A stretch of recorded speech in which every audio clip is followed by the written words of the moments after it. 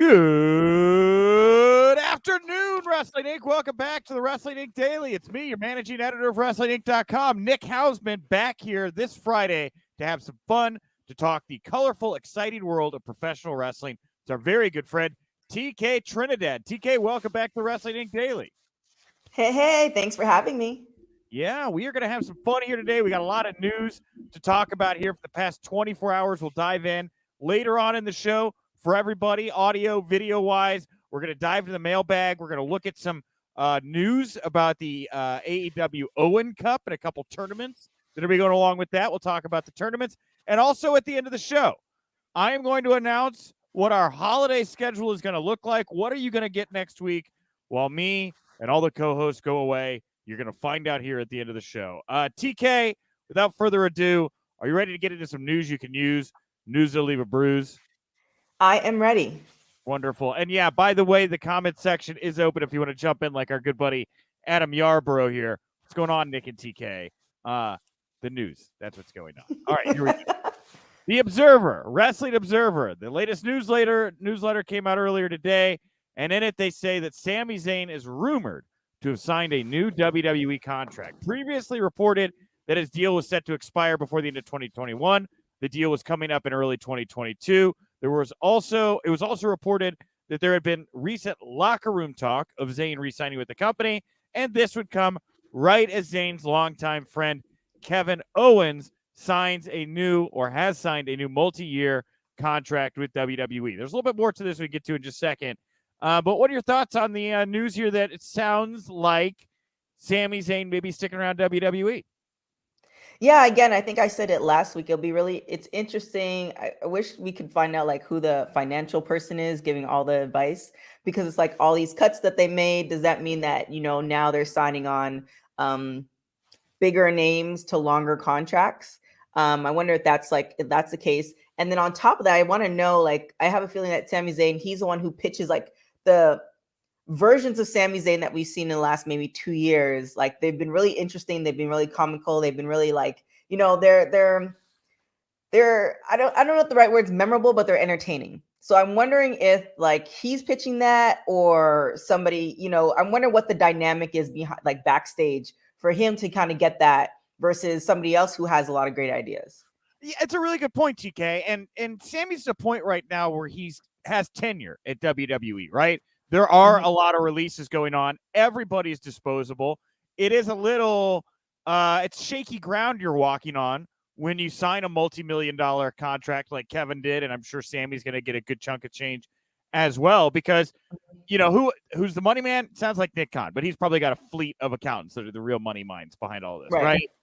Sami Zayn is in a good spot for now, as is Kevin Owens, but I believe it was Dave in the same newsletter who said that, you're basically signing a 90-day contract at WWE's discretion over a 3-year period, because at any given moment, you may only get 90 days worth of whatever they told you were going to be getting. So I think it's interesting that these two seem to be betting on their spot in WWE at a time when a lot of people seem really nervous to kind of bet on their spot at WWE, Yeah, I guess it's what's happening backstage in the relationship with the right people. But again, nothing's guaranteed. But on the flip side, both for KO and Sami Zayn, if they've been doing good things with their money, then, even if WWE were like, okay, well, you're done in 90 days, right. They both, I think they're in a really great place that no matter what they do, they can do signing, they can do so many things after WWE that either way, they're going to be fine. And pro wrestling really is all about timing in like so many ways. And I think it's also like you look over at AEW right now and it's like that place is full, right? And they're trying to find time for top guys already right now. And you get thrown in the mix, maybe you'll be able to leverage, create that kind of stuff, around your contract. But it's a crapshoot, I think, right now that you're going to get a decent amount of TV time and a good push over at AEW right now, when they already have a whole bunch of other people in line right now, deserving of pushes and big storylines, waiting for that kind of stuff right now. Yeah, AEW is like where WWE was 3 years ago. Because remember, there was a time where like WWE was signing everybody. It was like AEW, like I think it's right before AEW announced that, there was rumors that was happening, everything. And then WWE decided to sign everybody. And then, we see that a lot of the people that they signed, they got released. So it's just kind of one of those things where I think that AEW is in that same position where it's the same principle for anything, no matter if it's wrestling or in your household. Like if you're paying for a subscription that you never use, then eventually you're going to, maybe except for gym membership, eventually you're going to come to like, I never use this ever. And I'd rather save my $100 or $25 or whatever it is. So I think it's going to come to that point in another year or so where we're going to see the same thing where AEW is going to have to cut back because it doesn't make sense to give people money and not provide them an opportunity to be on TV. Well, you brought up earlier, what's the relationship like with creative? And it would seem that to keep these guys happy, and I think this was from a previous newsletter, WWE's been giving each of these guys significantly more TV time. Kevin Owens in the main event picture over on Raw. I think there's a chance he might take this title at day one, but, who knows? And Sami Zayn is doing, Sami Zayn's done a lot of really good stuff. I'm a big Sami Zayn fan, but this might take the cake. His work with Brock is really fun. So the Observer saying Zayn's recent SmackDown program with Brock may be a sign that he has re-signed with the company. Now, it's interesting to note that Friday's SmackDown opening segment with Zayn and Lesnar was the most viewed WWE YouTube segment of the past week with 2.2 million views. That's insane. To compare, the next most viewed YouTube video was from Raw with The Miz, Maurice, and Edge, and that did 1.3 million views. So something, a little bit of magic here, and I definitely think it is a sign that Sammy's committed because you don't let your biggest attraction, Brock Lesnar, work a multi-week, multi-month program with somebody that you're not building around or you think could be leaving, Right. And the Brock that we're seeing now with Sami Zayn, I almost compare, and I don't want to compare it, but I think of Riddle and Orton. Like Orton is like almost like a whole different. It's like Riddle injected some, I don't know, happy serum in Orton. Not to say he was miserable, but it's like he's like you could kind of see through the promos where he's trying so hard not to laugh because Riddle's just Riddle. And I feel like the promo that I saw with Zayn and Brock is just kind of like, it's a different Brock. Like you're still don't get it twisted. He'll still beat you well. But it's just kind of like, there's that, I don't know, that funny sarcasm that I'm really enjoying. Yeah. And it's interesting, like seeing nice guy, babyface Brock Lesnar, even though he is like a murderer, right? He talks a lot about big time murder, loves murdering. Brock's deal, right?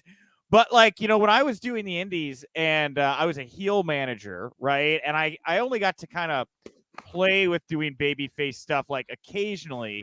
But the way it was explained to me was like heels, they don't give you the fan what you want, right? Like they're the ones that are rolling out of the ring. They're the ones that are not signing contracts. They're the ones threatening to shut down shows. Babyfaces give you what you want, right? That's what a good baby face does. They're likable and they go out there and they give you exactly what you want. And watching Brock Lesnar get to go out there and playfully just destroy things and people and give the fans exactly. It's really, I love this version of Brock Lesnar right now. It's really fun. I do too.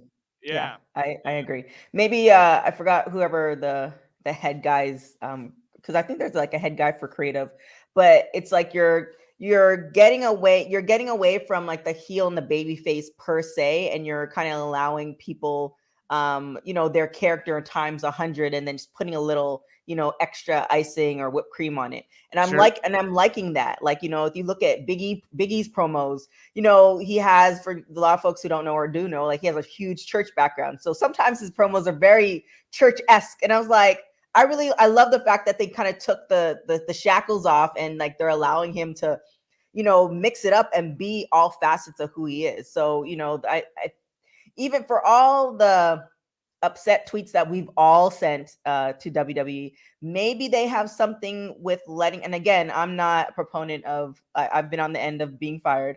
I'm not a proponent of letting people go, but maybe there's an end game plan that we actually might like more in the next 6 months to a year, that it's going to be like, okay, well, this made sense. Like, when our parents got upset at us when we were a kid and then, we get older, like, oh, that that made sense. Thanks, Yeah. mom and dad. So I'm hoping. But you know, with what's happened in the last couple of episodes of Raw and SmackDown, I'm enjoying it. So we'll see. Yeah, I think there is, I'm cautiously optimistic WWE is starting to find a little bit of a group at the moment. And Ace Shock here, by the way, asking, has anyone ever ate moose before?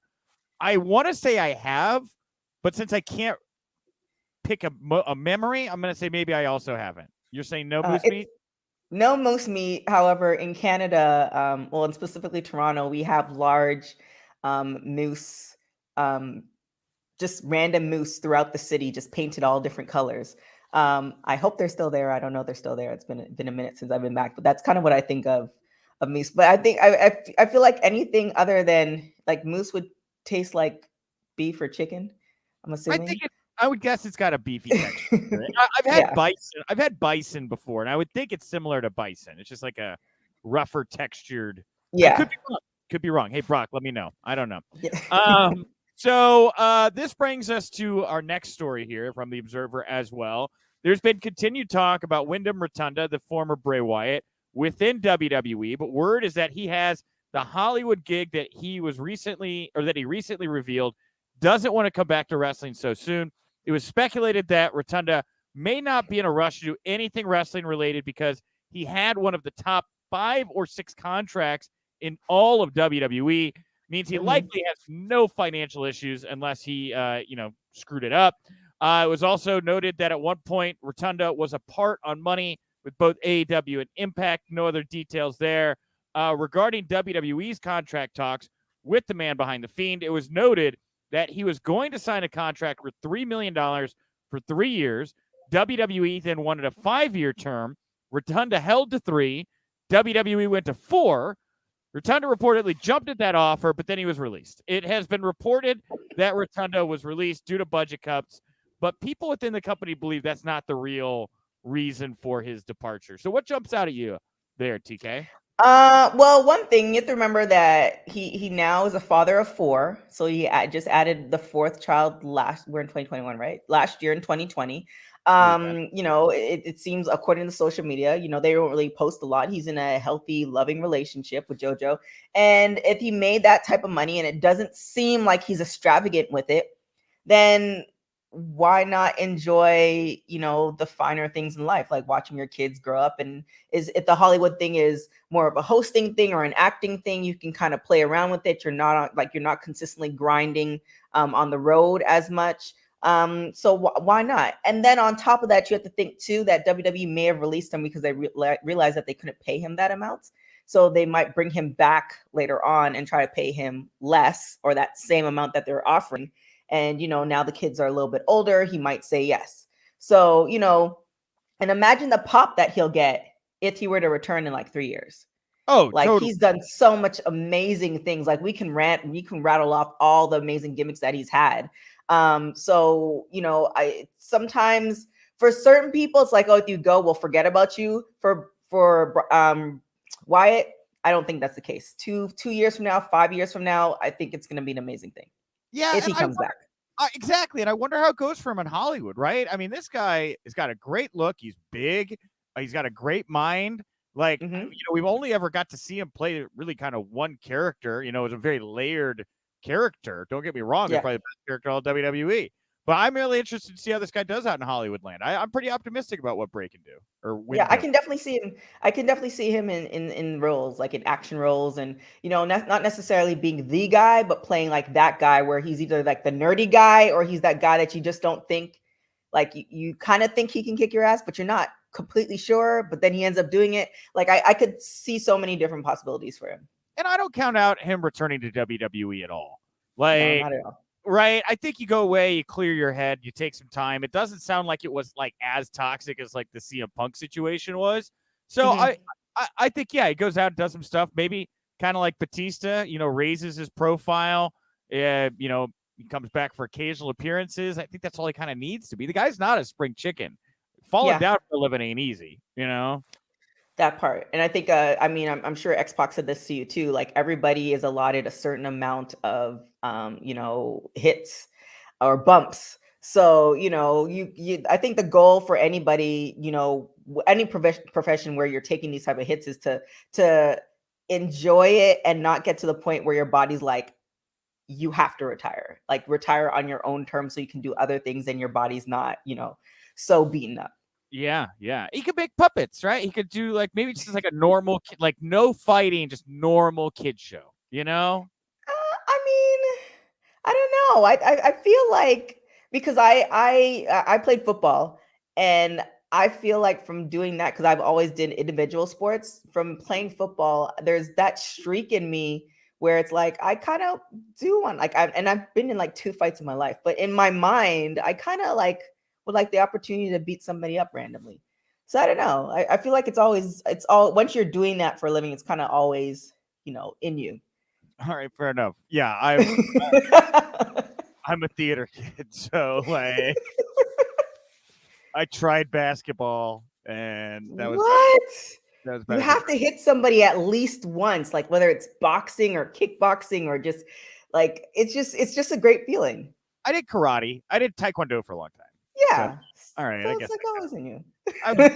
hey, I got, like I said, I brought it up earlier this week. Someday I'm going to tell the story. I've only ever been in one bar fight, and I won that bar fight, and I feel pretty good about that. Me too. Only been in one major fight, and I mean, I still talk about. I think I talked about it on some other show the other day. It's like one of the best fights because I think I body slammed the chick. It was fun.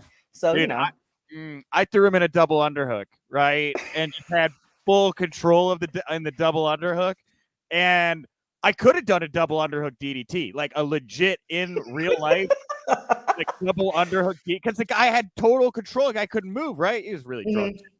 But then, like, you're sitting there, and I got this guy against the wall, and I'm in total control, and you're like, do I drop him? Do I knock this man out? Do I possibly kill this man by that forcing, part, right? Because the real life stuff. He's going to fall head first into the ground and have no arms. Like, I could drop this man right now. Yeah. I chose not to do that, right? Yes. So, he should send you a thank you note. He should. Find that guy. Anyway. All right, lastly here. Before we get into the Owen Cup stuff in the mailbag, USBookies.com is reporting Mick Foley has earned an estimated $512,493 on Cameo this year. Second on the list, Bret Hart, estimated earnings $160,000. They are the only two people in pro wrestling claiming 6 figures on Cameo. But Matt Hardy, the most popular active wrestler, a little over $81,000. Danhausen, about $25,000. And Darby Allin making about $26,000. Big money for Cameo right now, TK. Well, you also have to take in consideration for because I have a bookkeeper on staff, so she kind of gives me the ins and outs that people might be making more money, but they're not necessarily claiming it under their social. They might be claiming it on another business that's not under their name. So, and the last thing they want to do is claim that number, and then the IRS is like, wait, so we have to take that into consideration. That's kind of one of those like, that I'm not on that level where I, put my money in the Bahamas or overseas, but, I'm trying to get there. But, those are one of those things where, and the thing too is that might be the number Mick Foley is claiming, but he might have another thing where the money's going to another account. So it might be more. And they're not. This is all estimates based on like how much they charge times how many videos they did. So I don't know that we just got sent this and we ran it because people like to know about money stuff. I think that there's like, I don't know that this is a Cameo or these people, but still a pretty good look at like, I mean, there's obviously big money out there for these guys doing this. Yeah, there's like money. The online world. The good and bad thing about the pandemic, obviously, the pandemic, the bad part of it, but the good part of it was we created a whole mini metaverse. We're not officially in the metaverse yet, but that's definitely coming. But where you can now do like interviews anywhere in the world, and you now can produce these shows. And now you have like a whole studio in the corner of your apartment. Like, that was a thing before the pandemic, but now it's taken off, and there are people who are and then you have oh my gosh, the app where they're dancing all the time. You have influencers making a serious amount of cash. It's called TikTok.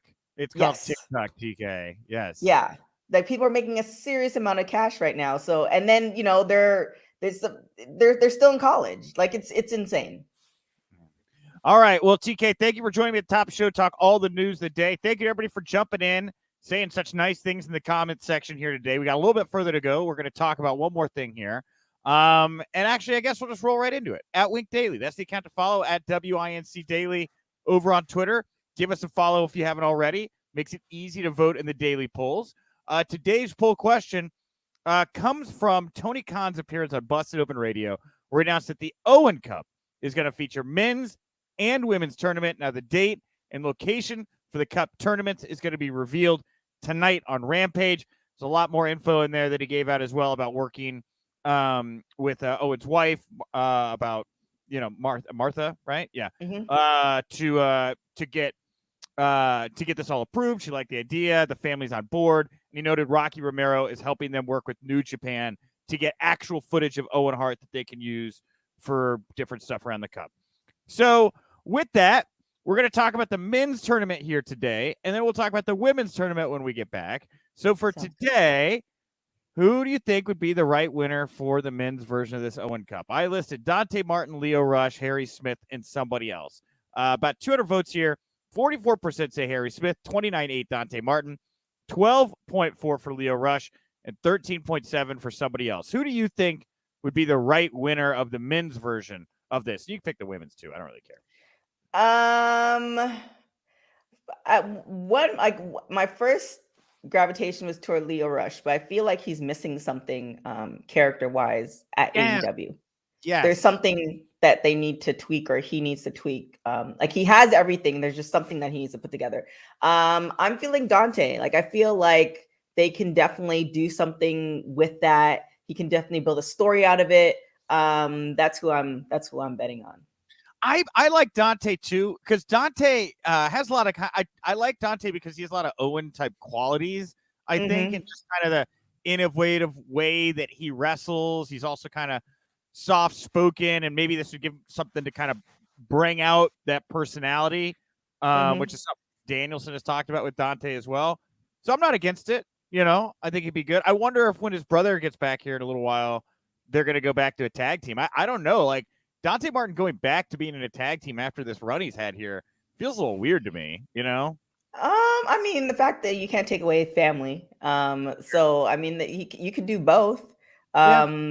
It's and they're young. There's so many. The good thing is they're in the right side of AEW, so there's storylines, opposed to him just waiting backstage until his brother comes back. So I think there's room for growth, and there's room for his brother when he comes back. Yeah, and I like it. And by the way, Harry Smith is winning here. Harry Smith, not an active wrestler at AEW at all. But when I think of this Owen Cup, Harry's out there right now and is fully capable of drawing money and putting on great wrestling matches.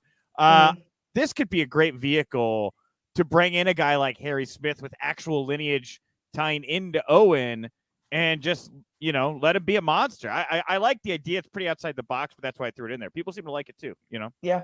And I think Antonio with Brian Pillman Jr., that's a good, I mean, the you can kind of do a connection with storylines or make reference. AEW likes to make those. If you're familiar with the wrestling stories, they like to make those references. If you catch it, then you catch it. So I feel like you can make those a good reference and good storyline with that too. Yeah, a lot of write-ins. Elizabeth Fox here also for Brian Pillman Jr. A lot of write-ins for Pillman, I should say. Yeah, Buscat, our buddy over there, he said Pillman Jr. as well. A couple other write-ins from socials, from Twitter, at Hate Lyoko, Pac, sure. J-Pac Baby, Jungle Boy, don't really feel like he needs it. I feel like he's just kind of waiting in line for whenever he's going to get the title here over the next 2 years. Macavism, Jungle Boy or Punk, I don't need it. Johnny Wrestling, maybe Gargano could debut in this tournament. Interesting. And of course, Big Sean Dub Hook, which, I mean, are you a hooker? Are you a fan? You on board? TK? You just asked if that was a hooker. That was funny. I know. It's just funny to me. It's what people are playfully calling. I know that was just the funniest thing to me. It's like, yeah, every Friday. You hooking TK? You a hooker? I still need some more some meat to become a hooker. Okay. Need a little bit more to be fully on board. I'm in. I'm hooked. You're a hooker. I'm a hooker. It's 3:00 in the morning. Do you know where your Nick is? He's hooking. Oh my God. All right, there it is. That seems like a good place to kind of wrap up. So everybody, thank you for a wonderful, really, it's been a year. And I don't want to say this is like the last show of the year because we have one more show. I think if you're down, I think we're going to do a New Year's Eve show, TK. So I think that's gonna I will. Okay. We'll pop some champagne or something maybe on that show. Wear a funny hat. I don't know. But next week, yeah, everybody's taking the break. Here's what the holiday schedule is going to be. I picked so all of these interviews were in 2 parts. So I would air them on like a Tuesday and a Wednesday because they were longer interviews throughout the year. So for next week, I'm gonna release them in full for the first time ever. So on Monday, you're gonna get Renee Paquette. Tuesday, you're gonna get Aria Davari. Wednesday, you're gonna get Barry Horowitz. Thursday, you're gonna get Tucker. And Friday, you're gonna get Alexander Wolf. What a lineup there! Great interviews all next week. You know. There it is, and then we're at Christmas. Yep, and then we'll be at Christmas, and there's no Christmas episode because we don't do weekend shows. And of course, if you like this show, support WrestlingInc.com. We're on all the socials. The Wrestling Podcast is at night after all the big shows, including tonight after SmackDown. Go check that out. That's on all the podcast platforms as well. And if you want to give a gift to us this holiday season, go over to iTunes, 5-star ratings, comments. It'll take you 60 seconds of your time. It helps us find new listeners, helps us grow on the chartable charts. Many of you have already done that, and I really thank you for it. And if you have done it, pressure a friend to do it. Or steal their computer information. You do it under their name. Whatever you want to do, I don't really care. TK, anything you want to put over here before we wrap up today? Yeah, we have a show with Amber Rodriguez coming up on Fight TV on Tuesday, so definitely check that out. We have a lot of great shows. We also have a wrap-up show, the top 10 moments in women's wrestling, coming up on the 31st. So yeah, it's going to be a packed day. So, you know, why not on my holiday to film a bunch of shows? So definitely check that out. It's going to be on the 31st. It's going to be live. And you can check all that out, Women's Wrestling Talk, at www.talkpod.com. Same thing as social media. And you can find me on everything at TK Trinidad.